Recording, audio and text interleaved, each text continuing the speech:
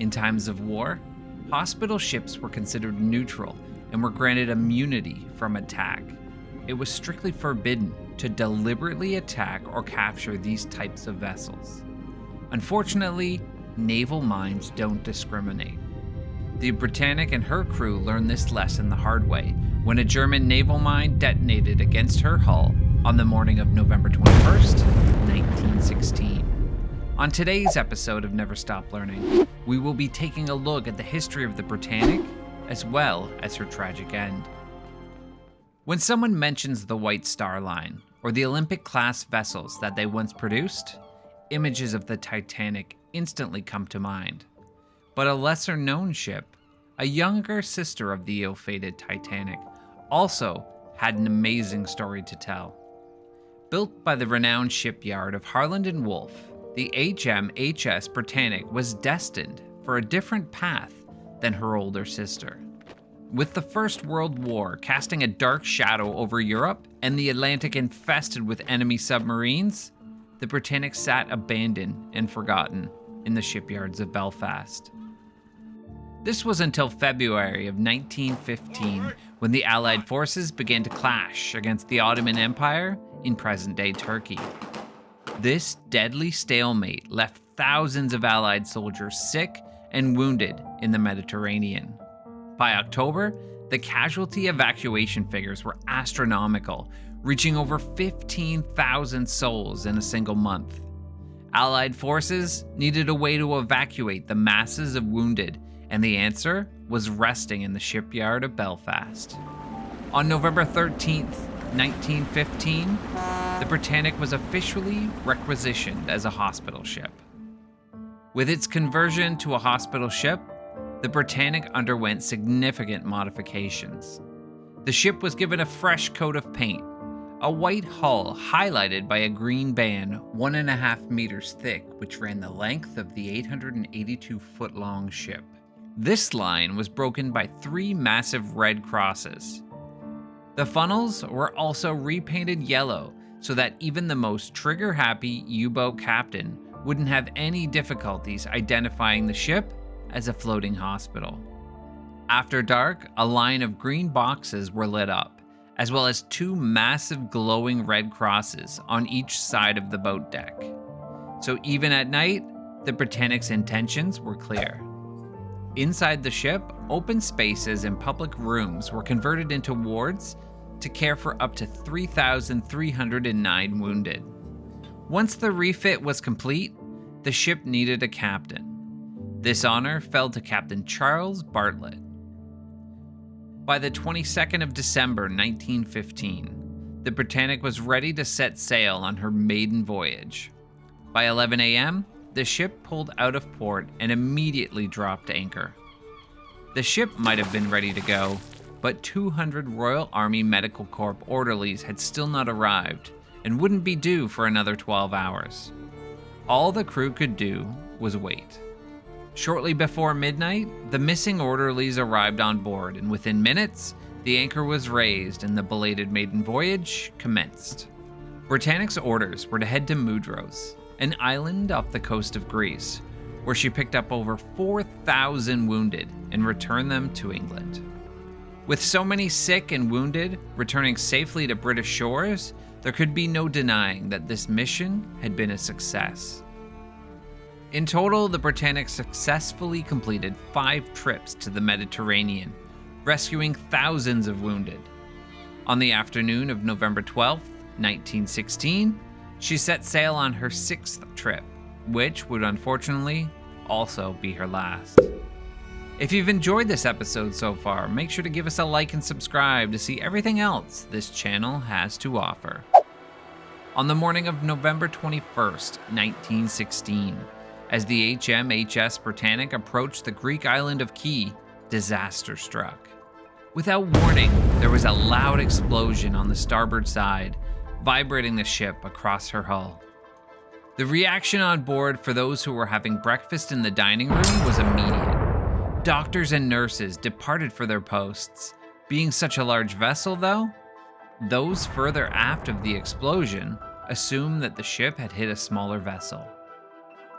Captain Bartlett and Chief Officer Hume were on the bridge at the time, and the gravity of the situation was dire.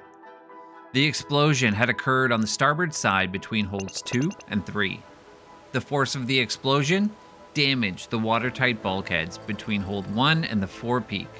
This meant that the first 4 watertight compartments were filling rapidly with water.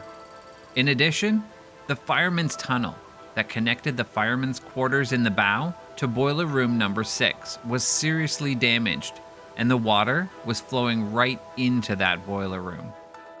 The captain ordered the watertight doors closed and sent a distress signal. He also ordered the crew to prepare the lifeboats. Thankfully, there were more than enough lifeboats for all aboard. Along with the damage to the watertight doors in the fireman's tunnel, for some reason, the watertight door between boiler rooms 5 and 6 failed to close properly. Water was flowing further aft into the boiler room, and the great ship was quickly reaching her flood limit. Even with all this water in the ship, it should have stayed afloat, but as the bow of the ship sank deeper into the water, open portholes along the lower decks sank below the waterline and began to fill the ship. The captain knew now that the ship was beyond saving, and in a last-ditch effort, attempted to restart the engines to beach the ship in shallow water. The list was too great, however, and by now the propellers were breaking the surface of the sea. On deck, the lifeboats were being filled, but the captain hadn't given the order to abandon ship. A few of the lifeboats attempted to leave early and were sucked into the spinning propeller blade, killing most of the occupants, while the third narrowly escaped as the propeller stopped seconds before impact. Finally, Captain Bartlett gave the order to abandon ship, and now that the ship was idle, the boats managed to escape without further incident. By the time all of the lifeboats were clear, the water had now reached D-deck. The Britannic's horn was sounded for the last time as Assistant Commander Dyke informed his captain that all had left the ship. The ship was so deep in the water that Dyke, Engineer Fleming, and Captain Bartlett simply walked into the sea near the forward gantry davits and swam to the closest lifeboats. Among the survivors, remarkable individuals emerged, forever etching their names into the annals of maritime history. Nurse Violet Jessup, known as the Unsinkable Nurse, had already overcome the sinking of the Titanic and now added the Britannic to her remarkable story of survival. In her memoir, she recalled being told as she arrived on the boat deck that the boat with all the nurses had gone. She could also see other boats pulling away from the ship, even though the Britannic was still moving. Her lifeboat number 4 was filling quickly, but it was only as the boat began to be lowered that she became aware of an increasing list to starboard. As the lifeboat was lowered, it hooked itself on an open porthole. Once free, it slid down the side of the ship, smashing the green light boxes, showering the occupants with broken glass before slamming into the sea. Things continued to go from bad to worse for the Unsinkable Nurse, as when she looked back along the ship, Violet could not fail to notice the ship's 23-foot propeller, which by now was coming out of the water. The occupants of the lifeboat stared in horror as their boat gravitated towards this spinning blade of death. As Violet stared paralyzed with fright, around her people were scrambling out of the boat in all directions. Soon, she was one of the last people aboard the lifeboat. Violet, not knowing how to swim, decided to take her chances and leapt overboard. When she finally came back to the surface, her first sight was the brains of an unfortunate orderly trickling onto his khaki tunic. His head split wide open. Jessup still afloat as the Britannic floated away from her. One by one, she watched as the massive funnels crumbled at their base and fell into the sea. Finally, the ship's hull rolled onto her starboard side before slipping beneath the water. Violet suffered a deep gash on her head from the incident, but was soon rescued and pulled aboard the motor launch. Out of the 1,065 on board, 30 died and 40 were injured. Most casualties occurred from the unauthorized lifeboats being sucked into the propeller while the engines were still running. Thanks for watching this episode of Never Stop Learning. Give us a like and subscribe if you haven't done so already, and check out some of our other sinking ship videos. Until next time.